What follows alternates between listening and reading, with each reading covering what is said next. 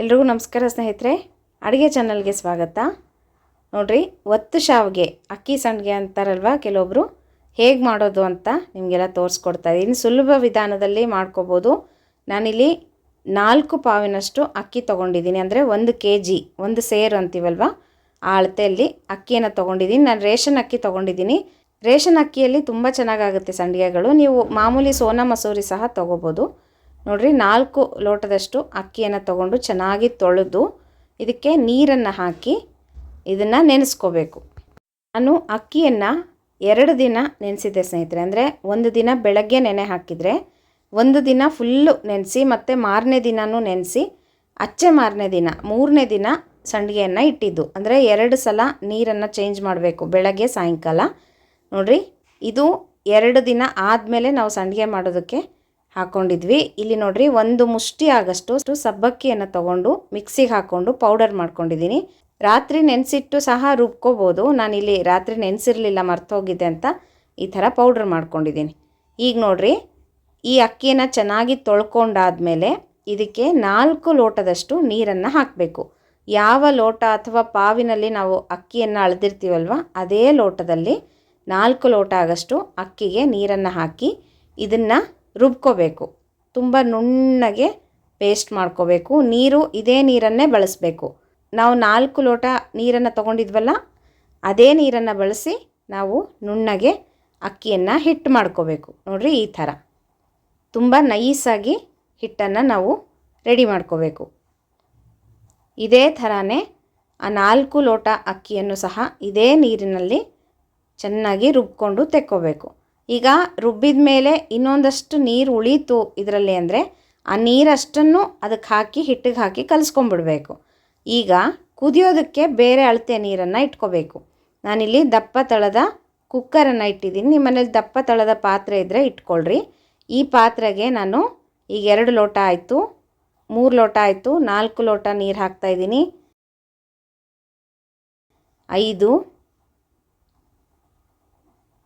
6, 7,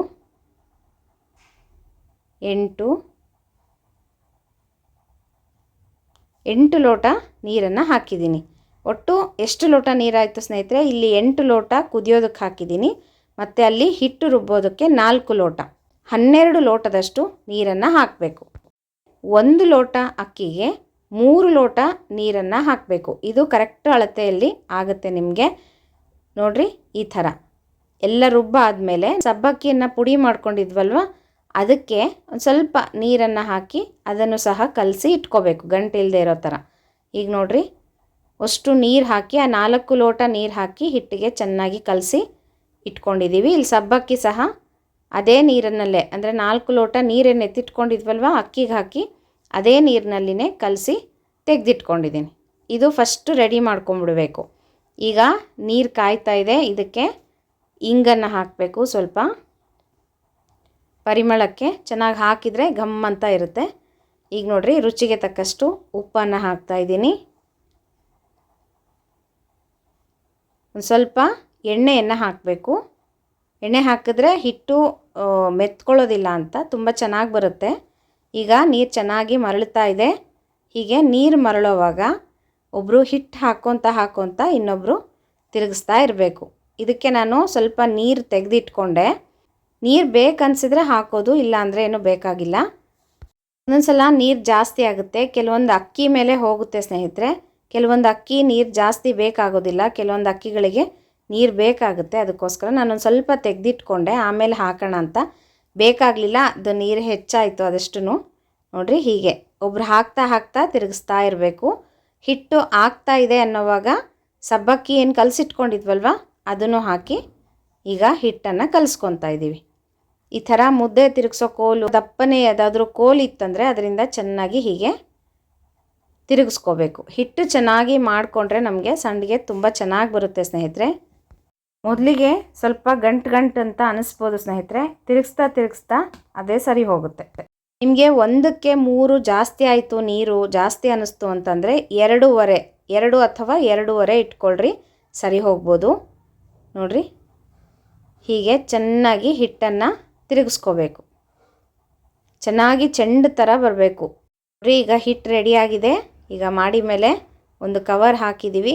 ಈಗ ಸಂಡಿಗೆಗಳನ್ನು ಇಡ್ತಾಯಿದ್ದೀವಿ. ಈ ಥರ ಒತ್ತು ಶಾವಿಗೆದು ಬಿಲ್ಲೆ ಬರುತ್ತಲ್ವ, ಸಣ್ಣ ಇರುತ್ತೆ, ಅದರಿಂದ ಹೀಗೆ ಇಟ್ಬಿಡೋದು.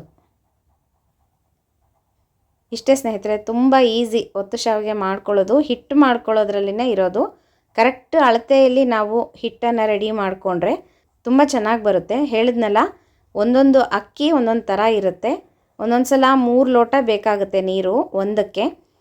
ಒಂದೊಂದು ಸಲ 2 ಲೋಟ 2.5 ಲೋಟ ಇಟ್ಕೊಂಡ್ರೂ ಸಾಕಾಗುತ್ತೆ. ನೋಡಿರಿ, ಈಗ ಒತ್ತು ಶಾವಿಗೆ ಎಲ್ಲ ಇಟ್ಟಾಯಿತು. ಇದನ್ನು ಚೆನ್ನಾಗಿ ಒಣಗಿಸಿ 2-3 ದಿನ ಬಿಸಿಲಲ್ಲಿ ಒಣಗಿಸಿದ್ರೆ ಈ ಥರ ಸಂಡಿಗೆಗಳು ರೆಡಿ ಆಗುತ್ತೆ. ನೀವು ನೋಡ್ತಾ ಇದ್ದೀರಲ್ವ, ಇದು ಚೆನ್ನಾಗಿ ಬಿಸಿಲಲ್ಲಿ ಒಣಗ್ಕೋಬೇಕು. ನೋಡಿರಿ, ಈಗ ಸಂಡಿಗೆಯನ್ನು ಕರಿತಾ ಇದ್ದೀನಿ. ತುಂಬ ಚೆನ್ನಾಗಾಗಿದೆ.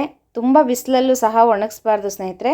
ತುಂಬ ಬಿಸಿಲಿಗೆ ಇಟ್ಬಿಟ್ವಿ ಅಂದರೆ ಕೆಂಪಾಗಿಬಿಡುತ್ತೆ ಸಂಡಿಗೆ, ಬೆಳ್ಳಗೆ ಬರೋದಿಲ್ಲ. ನೋಡಿರಿ, ಎಲ್ಲ ಸಂಡಿಗೆಗಳನ್ನು ಕರ್ಕೊಳ್ಳೋದು. ನೀವು ಮಾಡ್ಕೊಳ್ರಿ ಸ್ನೇಹಿತರೆ, ತುಂಬ ಚೆನ್ನಾಗಿರುತ್ತೆ. ಹಪ್ಪಳ ಸಂಡಿಗೆಗಳು 1 ವರ್ಷಕ್ಕಾಗಷ್ಟು ಬೇಸಿಗೆ ಕಾಲದಲ್ಲಿ ಮಾಡಿ ಇಟ್ಕೊಂಡ್ರೆ ಅವಾಗವಾಗ ತಿನ್ನೋದಕ್ಕೆ. ನೋಡಿರಿ, ಇಷ್ಟು ಕ್ರಿಸ್ಪಾಗಿ ಆಗಿದೆ, ತುಂಬ ಚೆನ್ನಾಗಾಗಿದೆ. ಇದೇ ಅಳತೆಯಲ್ಲಿ ಮಾಡ್ಕೊಳ್ರಿ ಸ್ನೇಹಿತರೆ, ತುಂಬ ಚೆನ್ನಾಗಿ ಬರುತ್ತೆ. 2 ಲೋಟ ಅಥವಾ 2 ಪಾವು ಹಾಕ್ಕೊಂಡು ಮಾಡ್ಕೊಳ್ರಿ. ಅಷ್ಟಾದರೆ ತಿರುಗಿಸೋದಕ್ಕೂ ಅನುಕೂಲ ಆಗುತ್ತೆ ಮತ್ತು ಇಡೋದಕ್ಕೂ ಸ್ವಲ್ಪನೇ ಆಗುತ್ತೆ. ಒಟ್ಟಿಗೆ ಒಂದು ಸೇರು ಅಥವಾ 1 kg ಅಂದರೆ ತುಂಬ ಜಾಸ್ತಿ ಆಗಿಬಿಡುತ್ತೆ. ತುಂಬ ಜನ ಇದ್ದರೆ ಇಡ್ಬೋದು, ಒಬ್ಬರಿಗೆ ಅಂದರೆ ಕಷ್ಟ ಆಗುತ್ತೆ. ಮಾಡ್ಕೊಳ್ರಿ ಸ್ನೇಹಿತರೆ. ಹೇಗೆ ಬಂತು ಅಂತ ತಿಳಿಸೋದು ಮರಿಬೇಡ್ರಿ. ಮತ್ತು ಮುಂದಿನ ವಿಡಿಯೋದಲ್ಲಿ ಸಿಗ್ತೀನಿ. ನಮಸ್ಕಾರ.